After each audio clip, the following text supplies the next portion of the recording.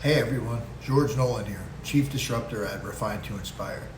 At Refine to Inspire, our mission is to help individuals like you make meaningful and lasting changes in your lives as you re-enter both the community and the workforce. We understand the transition can be challenging, but with the right support and the right mindset, you actually have the opportunity to thrive. Through our powerful partnership with Persevere, we've had the privilege of working alongside talented software developers who are preparing for this fresh start.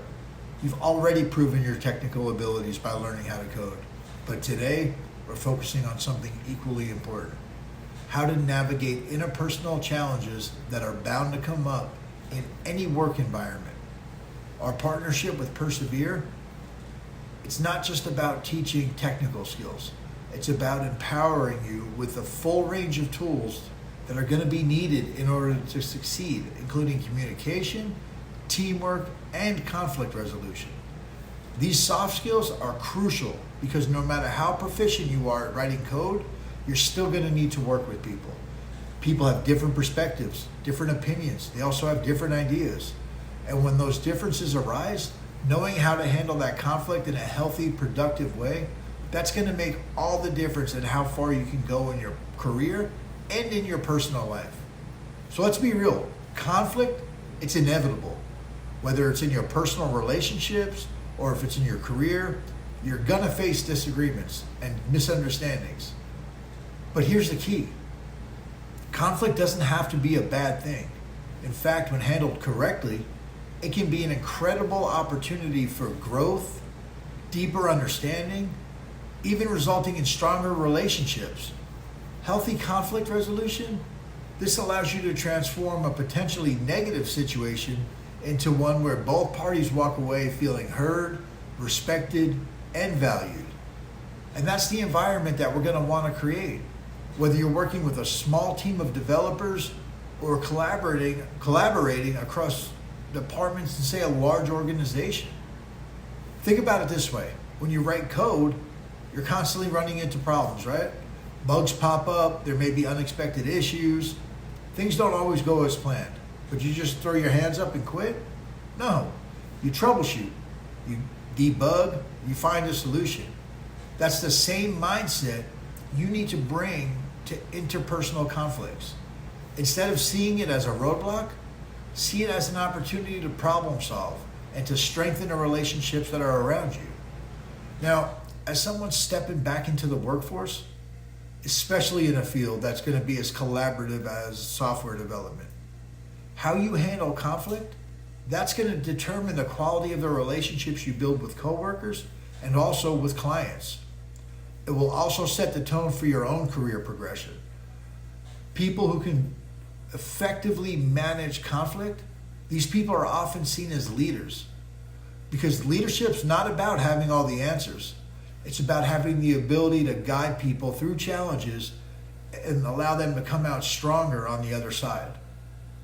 Remember, conflict resolution, it's not about avoiding conflict altogether. That's impossible. It's about navigating it with grace, with empathy, and a focus on finding solutions. That's what we're going to dive into today. I'm going to share with you 3 very powerful techniques that are going to assist you when you approach and manage conflict, and assist you in a healthy and productive way to get these resolved. This is going to happen both in your career and in your personal life.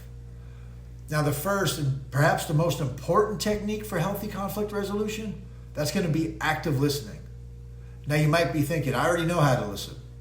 But active listening goes beyond just hearing words.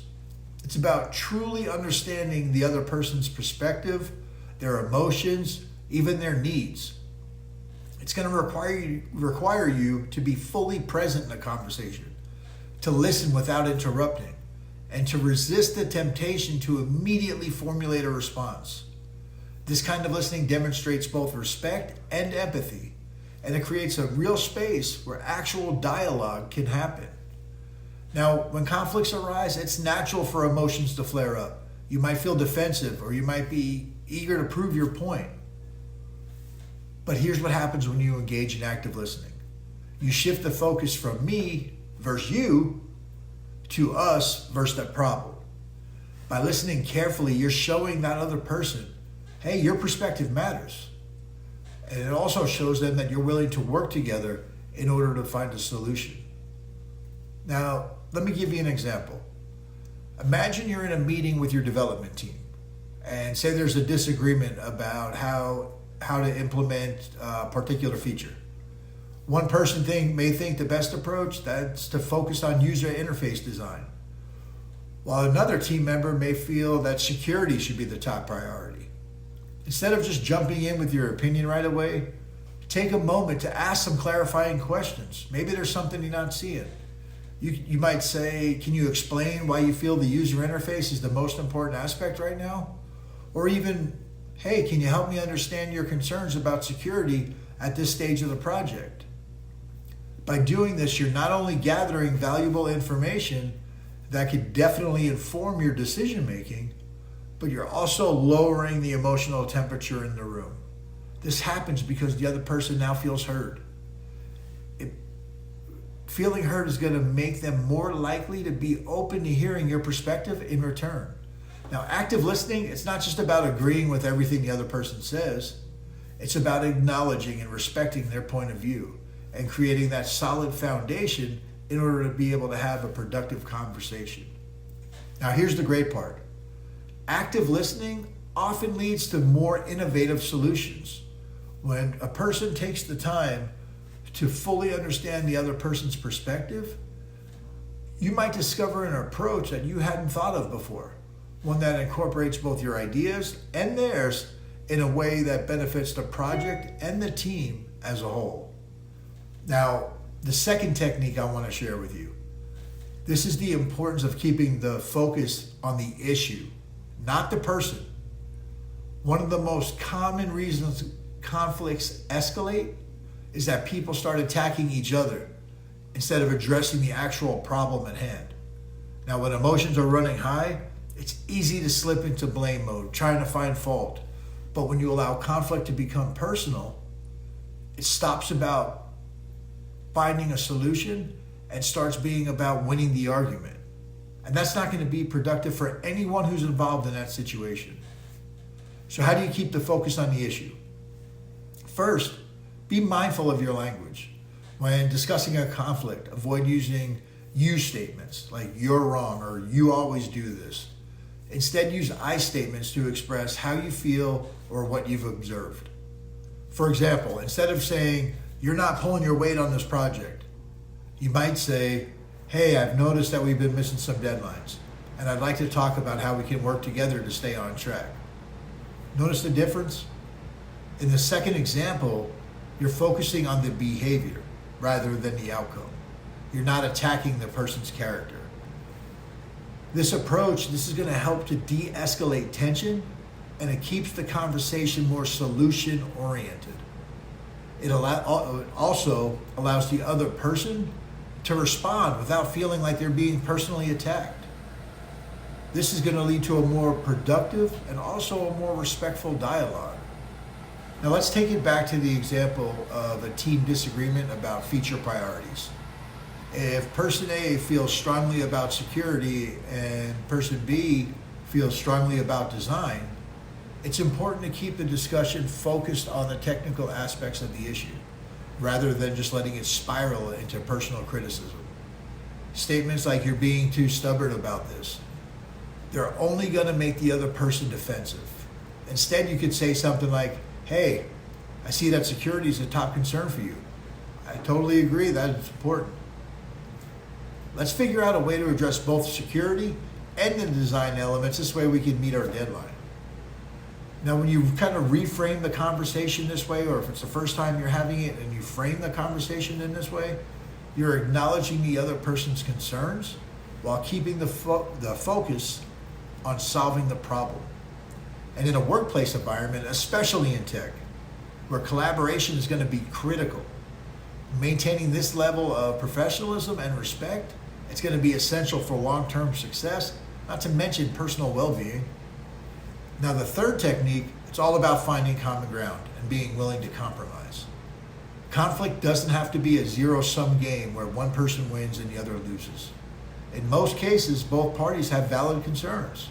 And the best solution, that's going to lie somewhere in the middle.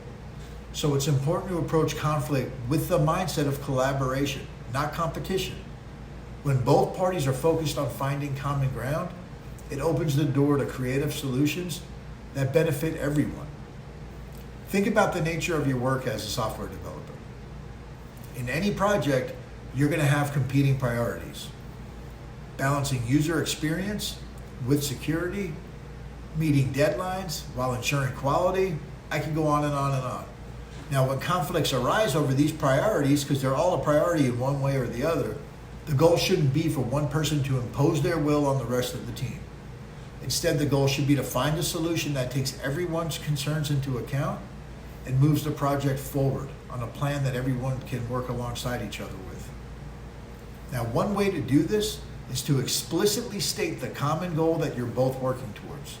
For example, we might say we both want to deliver a high quality product that meets the user's needs and it's also secure.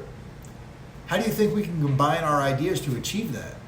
Now, by framing the conversation this way, you're reminding both parties that they're on the same team and they're working toward the same objective. The shift in mindset, it can help break the deadlock and it can actually lead to more productive discussions. Now, when I say compromise, that doesn't mean giving up what's important to you. It means having the skill and the talent to be flexible and open to alternative solutions.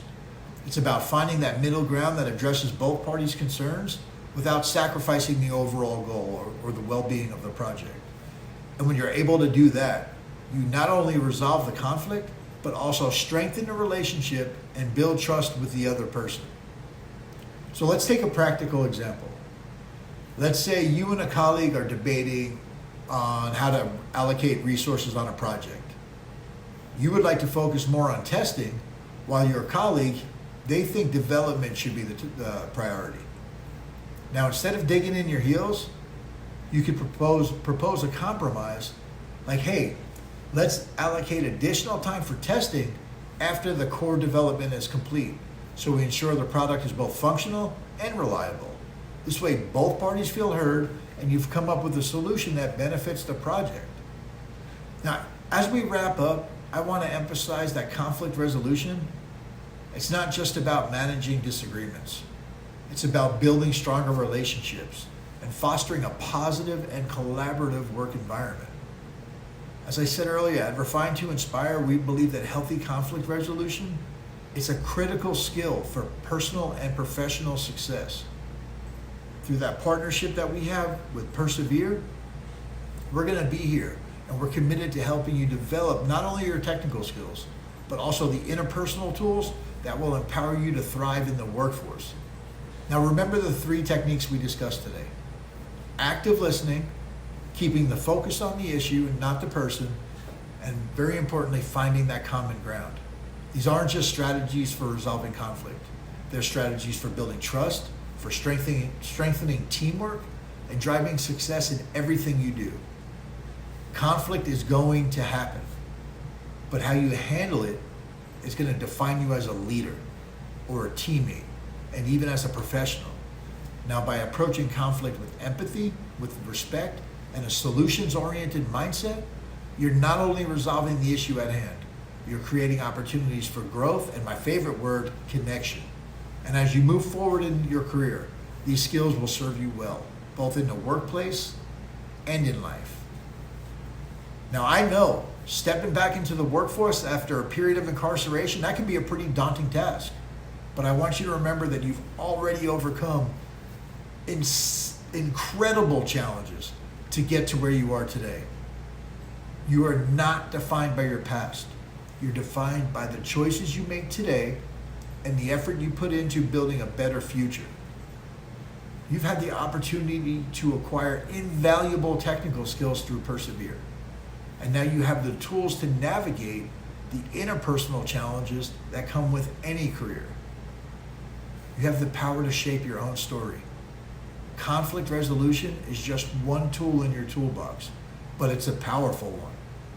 By mastering these skills, you're not only setting yourself up for success in your career, but you're also becoming a leader, someone who others will look to in times of, say, challenge and uncertainty.